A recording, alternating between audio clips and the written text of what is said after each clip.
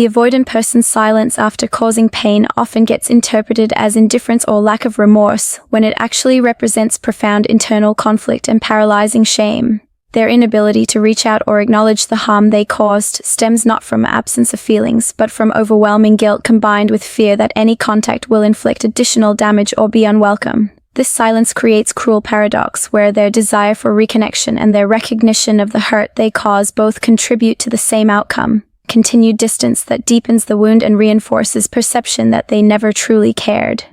The paralysis of overwhelming shame and guilt.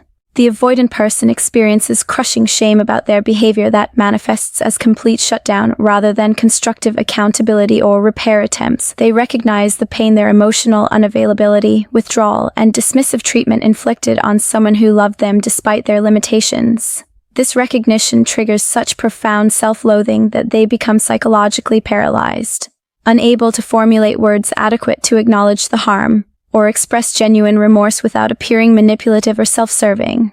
They remain silent because they believe they have forfeited the right to contact after causing such damage, that reaching out would constitute additional selfishness focused on alleviating their own guilt rather than genuinely serving their former partner's healing. The shame convinces them that their presence in any form represents unwelcome intrusion rather than desired connection. This creates a tragic situation where the person who caused pain withdraws precisely when acknowledgement and accountability might facilitate healing for both parties. Their silence stems from believing they are poison rather than medicine, that continued absence represents their only ethical option, the fear of causing additional harm through contact. The avoidant person remains silent because they genuinely fear that any attempt at communication will reopen wounds beginning to heal, or provide false hope about reconciliation they cannot guarantee. They convince themselves that maintaining distance represents an act of care rather than cowardice, that allowing their former partner to move forward without interference demonstrates respect for their well-being. This rationalization serves their defensive system while containing a kernel of truth about the potential damage that inconsistent or uncertain contact might create.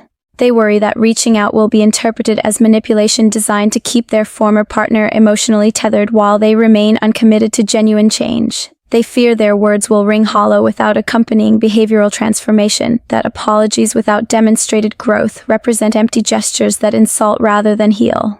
This fear prevents them from taking the vulnerable step of acknowledging harm and expressing genuine remorse, creating silence that their former partner experiences as confirmation of indifference when it actually stems from concern about causing additional pain.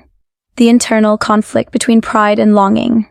The avoidant person experiences brutal internal warfare between their defensive pride that prevents a vulnerable outreach and their genuine longing for reconnection and forgiveness. Their ego insists that reaching out first represents weakness or neediness they cannot tolerate, while their emerging feelings create almost unbearable desire to repair the relationship and restore connection.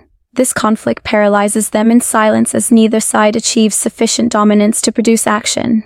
They compose countless unsent messages that oscillate between defensive justification and genuine apology, between explanation and accountability, never finding words that satisfy both their need to protect their self-image and their desire to genuinely acknowledge wrongdoing.